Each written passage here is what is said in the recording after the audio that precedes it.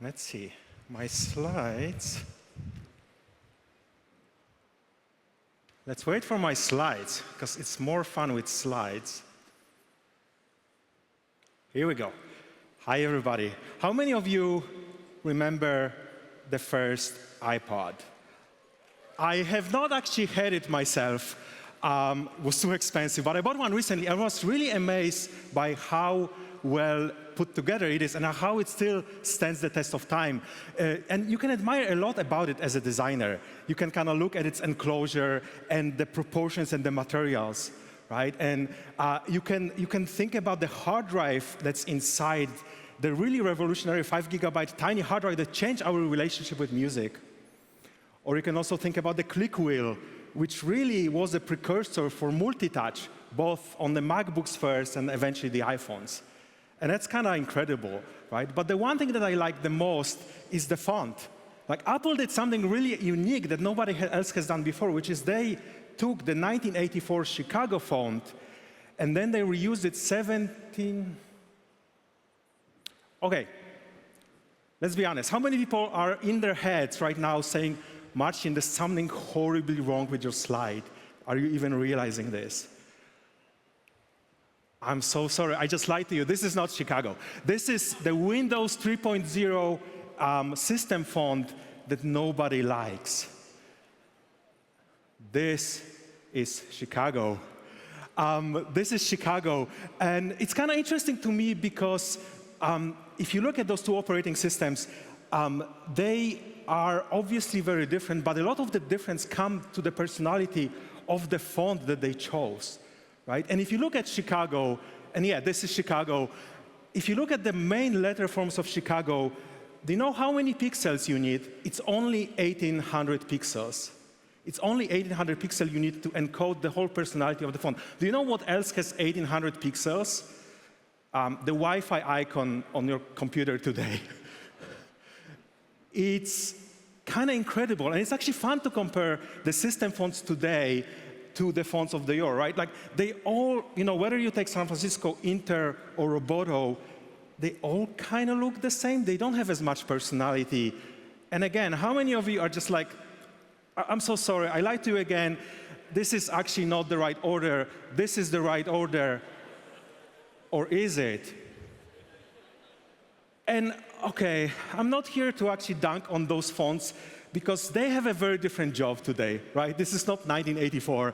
The responsibility of systems font are very different. And I'm not here to tell you this was better, because this was also different.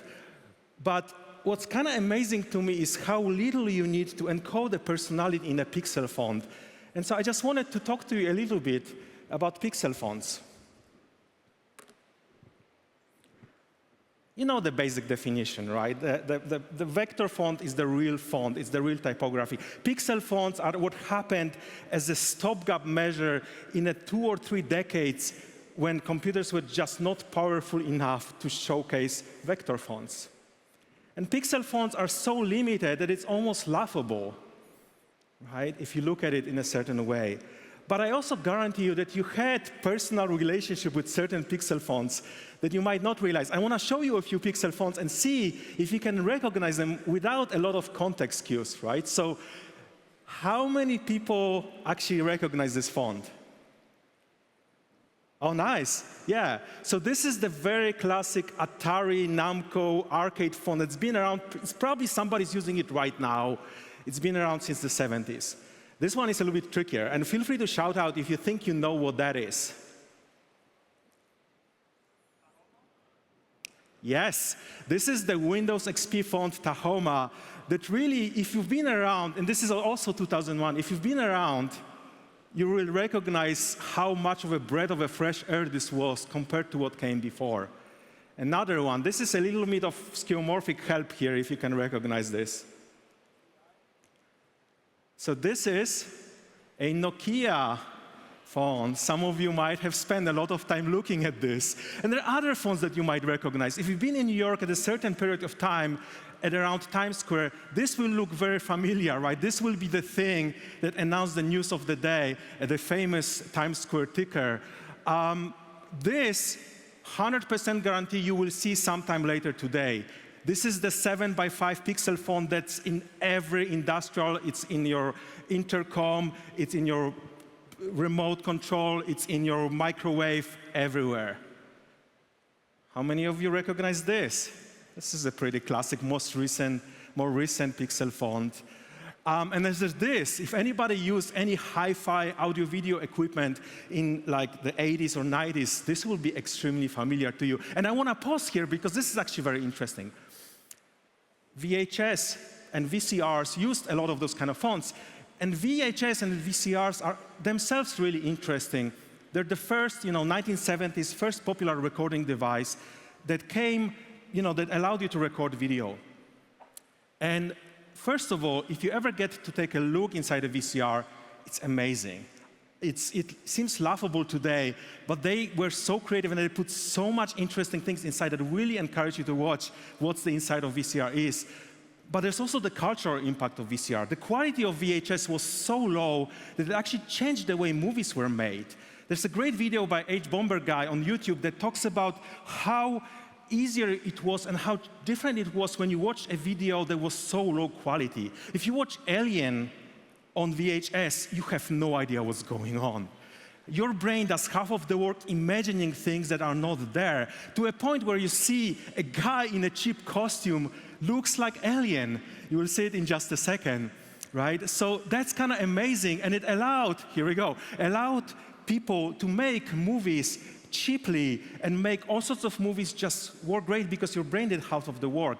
Alien in 4K, pixels just give it all to you. Yeah, it's still moody, but this is fun. This is clearly fun. You can see exactly what the goo is that he's touching, and it's really not the same, right? And it's really interesting to me, this kind of idea that pixels actually matter so much. But we have to be careful about nostalgia in general, right? Nostalgia is basically whatever I was doing when I was 12 is the best, and everything after that is not as good. Pros and cons to that approach. This is a kind of a pretentious, but I love this quote.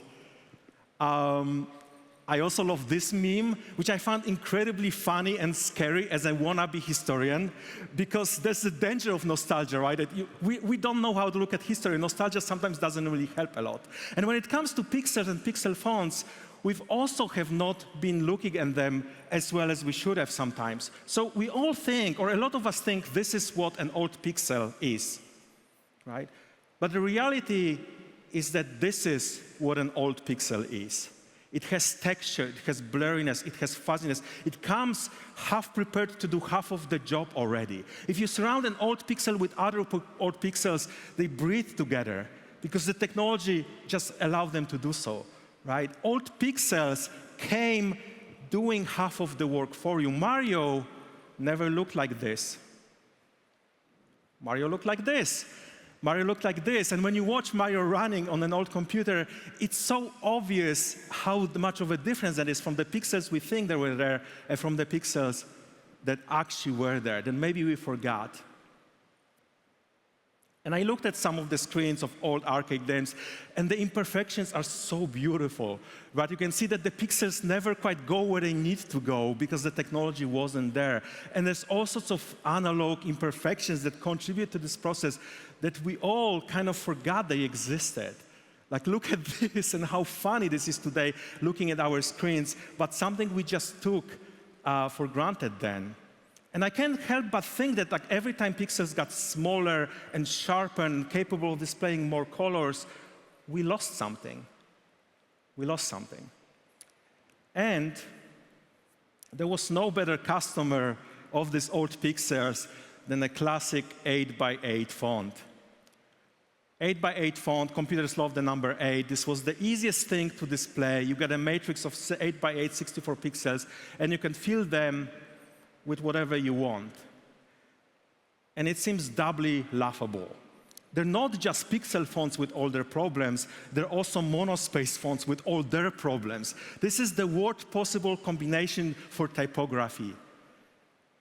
And yet, I collected about 3,500 8x8 pixel fonts, and some of them are scrolling behind me, and I can't help by finding them beautiful in some way, particularly because of those limitations, I want to show you a bunch of things. Like, look at all of these variants of stencil font made in the 8x8 matrix and how they all look great and they also all feel different.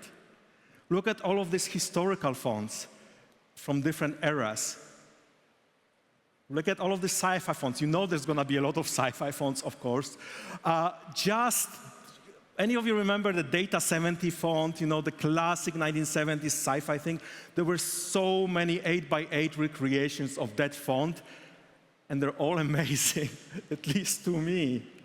You can bring skeuomorphism using an 8x8 pixel matrix. It's kind of incredible how much you can do with so little. And then you can also bring color to the table, because if you have 64 pixels, you can color each one of them by hand. And many font makers did. Many font makers also included shadows in their fonts. You couldn't draw a shadow easily because it was too expensive for a computer, but you could put it in the font itself. And look at those letter forms of some of the 8x8 pixel fonts. Look at this Quake Q, for example. Look at those zeros. How many ways you can still disambiguate 0 from an O in this limited space? Yes, there are beautiful ampersands in 8x8 pixel fonts. And some of these letter forms, these are some of my favorite letter forms. And the beautiful thing about this is they wouldn't be able to exist in a vector font. They're unique to this medium, which is kind of incredible if you think about that. But and here's like 5 of my favorite pixel fonts, but ask me tomorrow and I'll show you 5 different ones because there's so many. But it's not just about like admiring pixel fonts, because pixel fonts come with something else that's kind of incredible. If you were to start designing a pixel font, you have a lot of very quick decisions you have to make, right? Okay, I have an 8x8 matrix. I'm going to fill it with 8 rows of pixels, but then if I typeset it, they're touching each other. Okay, I have to leave some room for the M box. How much room do I leave? Do I leave 0 pixels, 1 or 2 pixels? It's interesting, it changes the nature of the font. And here's I'm learning a lesson already. What do I do with lowercase? Maybe I devote 1 pixel less, and that works, but it doesn't work for a B because I need room for an ascender. So maybe I move it all down, and it creates a little bit more room, and maybe I do move it even more. But of course, you know what's going to come next is descenders, right? What do I do there? Maybe I can kind of pretend they don't matter, and I can go a little bit. Maybe I can shave some pixel off, and it works for a J and a Y, but it's not going to work for a G. And now I have to move it all up, and there's all of this push and pull that I can realize very, very quickly. And maybe, you know what, maybe I just say, like, I'm not going to do lowercase. I'm just going to make all capital letters smaller. And I independently reinvented small caps, even if I didn't know they existed. Okay, how wide do I make it? Is it 1 pixel, 2 pixels, 3 pixels is pushing it? How about 4? It still works. That's kind of incredible. No way I can pull off 5. Oh, shit, 5 works as well? That's wild, right? Okay, I think we're done here, but oh my God. Like, imagine you have 8x8 pixels and you can do these things, and you can learn those things quickly. Then you can say, oh, I'm going to do it vertically or horizontally, and you learn about contrast and stress. And you can say, oh, I'm going to try serifs. Can serifs work? Yes, they can. Can I do a script? I can do script. Can I do connected script? I can do connected script. There's so many connected script 8x8 pixel fonts. Outline? Sure. Italic? Why not? Italic serif? Surely there's no room for, yeah, there is room for italic serif. There's room for what used to be called semi-graphic, what's today called emoji or icon fonts. And maybe I get tired of the one color that I have, and I'll be like, what if I choose another color and I do this thing, and you invent anti-aliasing, but not an algorithm for anti-aliasing, just pixels on a screen that you put there by hand, and quickly you can go from this to this, which is kind of wild. And you can go further. You can say, can I do 4 pixels? Yes, and you can still encode personality within those 4 pixels. How about if I get tired of monospace? Well, you can abandon it. It's so easy with pixel fonts. How about I want to fix those letter forms coming together? You just invented kerning. And it's kind of wild how you can spend a day learning those things, maybe without knowing what they mean. Because Pixel fonts make it so easy to just have this great on-ramp for typography and to try different things. And this makes me think, wouldn't it be kind of cool if we could design a font together, right? Like, it's kind of a shame. Let's design a font together. So this is going to be an experiment. Let's see what we can do here. Let's see if the gods of Wi-Fi exist. I would love for you to grab your phones and your computers and get ready. We're going to do this thing where I'm going to show you a URL or a QR code. Unfortunately, I won't be able to show it to the live stream, and I apologize. We just don't have server capacity to make it happen. So we're going to change the view so you can see the URL, but I will share it to you later. So please stay tuned. So are you ready? All right. So this is the URL, and I would just love for you to go there and follow the instructions, and we see if it works.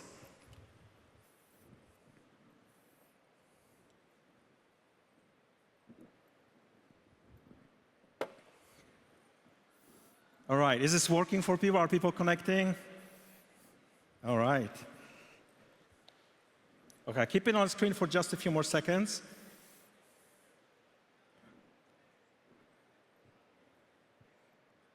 All right. So, okay. So these are all the fonts that you are designing right now on the screen. So hopefully you can recognize your letter somewhere. Of course, we're not going to design the whole font, just one letter. But I hope you can recognize yours somewhere there. And I'm going to wait to see how many we can get. I have no idea how many people are here in this room, so we'll see how it all goes. This is, okay. This is interesting. Okay. There's some really good things already. Okay. Here we go. All right, are we going to get to 1,000? Okay, here we go. This is kind of fun. Yeah, so I'm going to wait a few more seconds. You can resend your letter, but of course, we don't have as much time to actually spend on this. But yeah, let me just freeze what we have right now in Stone. I apologize if you didn't have a chance to do it, but we'll come back to this in a second. But the funny thing about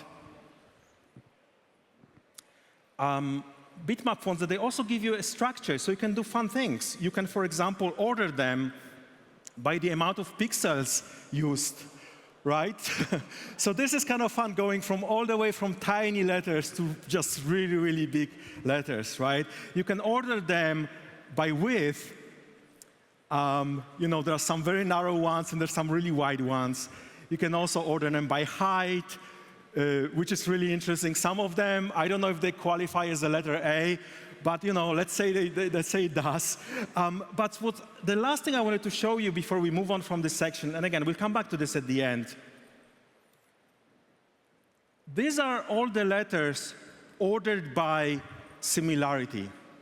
And you can see how many of them, pretty much most of them, are unique.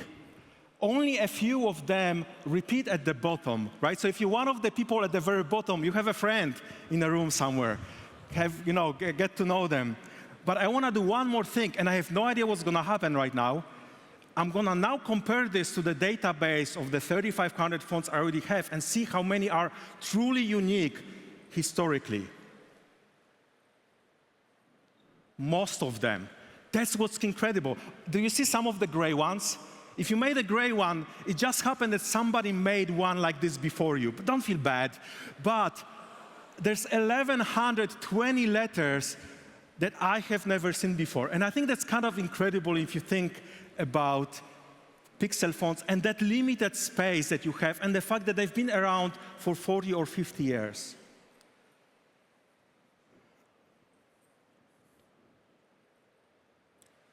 I've been here 4 years ago talking about the complexity of fonts and what happens when you press Command B. And this is sort of me trying to atone for that. This is me trying to convince you fonts can be simple and can be beautiful. And the other thing that I said earlier today was also a little bit of a lie. I mentioned something like pixel fonts existed only because computers were not good enough for a while. That's not true either.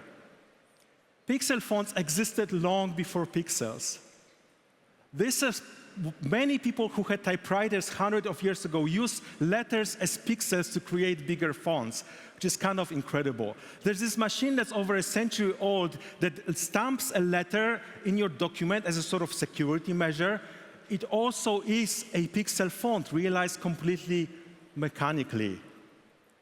We talked about bricks earlier today. Some people use bricks as pixels. Lego, after so many decades, caved and finally released a set where Lego pieces were literal pixels and nothing else, which is what they tried to avoid for so long, which I find really, really funny.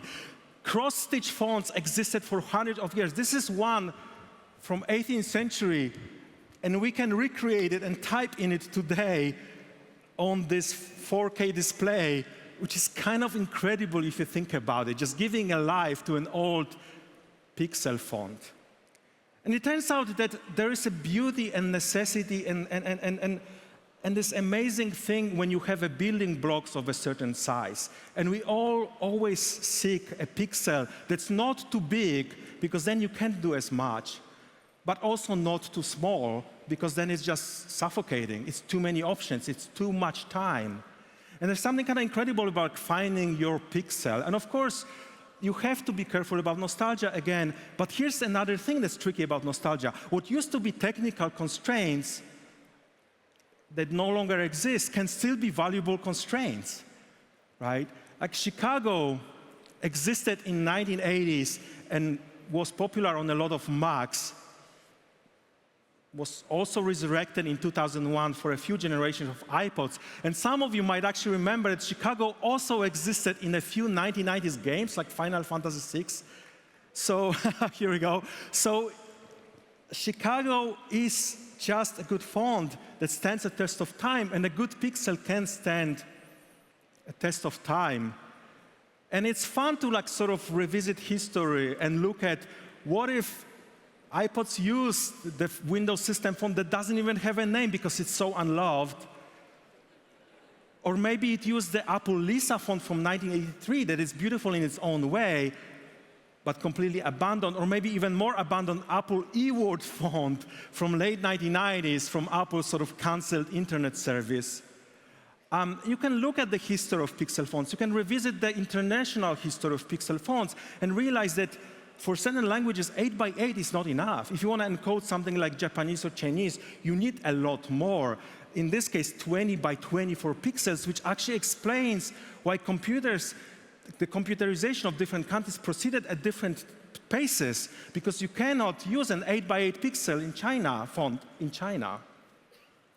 But the beautiful thing about this strange meme is that it also goes both ways.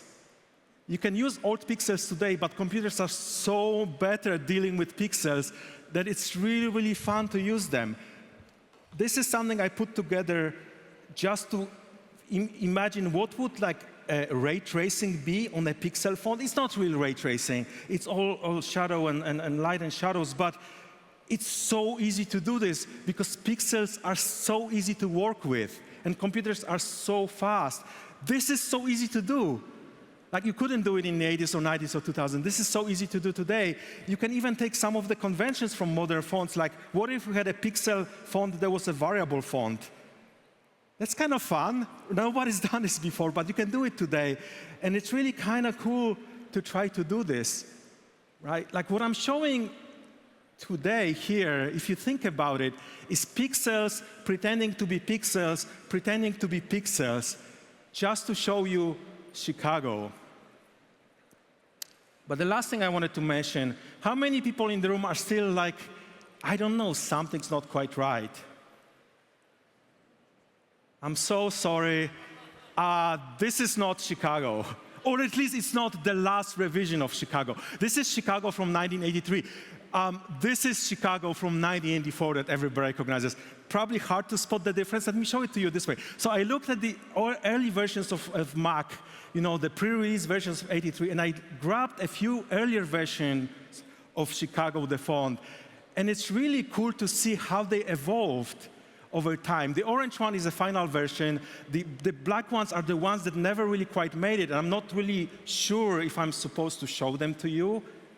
The scary part for me is that the designer of Chicago, Susan Kerr, is somewhere here in this room. So that's really scary. But that's sort of amazing to think about this, right? Like you can love pixels for all the reasons I mentioned, right? You can love pixels because they used to be something else, and they carried a lot more responsibility than we think today. You can love pixels because they give you the sort of freedom to play with fonts with much more ease, and there's so much easier on-ramp to typography, right? You can just love them because they mean something to you, and it's so much easier to encode emotions and personality and stuff like this. Whatever reason there is, I hope maybe some of you will continue on this, and I wanted to give you something as a last sort of gift. So this is the URL. Everybody can go there now if you're interested, and what I'm gonna do is I'm gonna toggle it, so now you can design a whole font, not just one letter. If you're interested, if this was fun to you, and you can save it as either OTF or JSON, so you can do whatever you want with it, and I hope you do, and if you do, please let me know what you end up doing. Thank you so much.